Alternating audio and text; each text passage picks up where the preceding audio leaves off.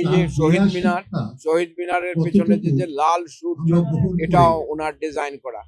আমাদের মাঝে উনি থাকবে না শারীরিক ভাবে, কিন্তু মানসিক ভাবে আমরা ওনাকে ধারণ করে চলবো। আপনার কারিগরি প্রতিষ্ঠান যারা নাটক নির্মাণের সাথে চলচ্চিত্র নির্মাণের সাথে জড়িত ছিল, ওরকম একটি প্রতিষ্ঠান ছিল ড্রিম ফ্যাক্টরি। সেই ড্রিম ফ্যাক্টরি উদ্বোধন করেছিলেন শিল্পী মুস্তফা মনোয়ার। আমরা ওনার কাছ থেকে পেয়েছিলাম নন্দন তত্ত্বের প্রয়োগ।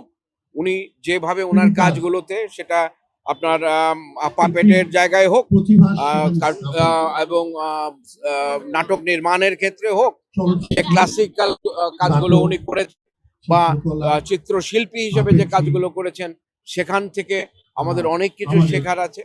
উনি আজকে আমাদের মাঝে নেই, কিন্তু ওনার কাজগুলো থেকে যাচ্ছে। আমরা চেষ্টা করব উত্তরসূরি হিসাবে ওনার এই নন্দন তত্ত্বকে আমরা বহন করতে। আমাদের শিল্পের মাধ্যমে আমরা যে কাজগুলো করি, সে কাজগুলোর ক্ষেত্রে আমরা চাইব, আমরা চেষ্টা করব ওনাকে মনে রাখতে ওনার কাজের মাধ্যমে। এটুকুই আমাদের বলবার। আজকে উনি আমাদের ছেড়ে চলে গেছেন। বাংলাদেশের সাংস্কৃতিক অঙ্গনের যে একটা পিলার আজকে চলে গেল। ওনার যে সৃষ্টিশীল কাজ, সেটা আপনি যেদিকেই তাকান না কেন, সেদিকেই আপনি দেখতে পাবেন।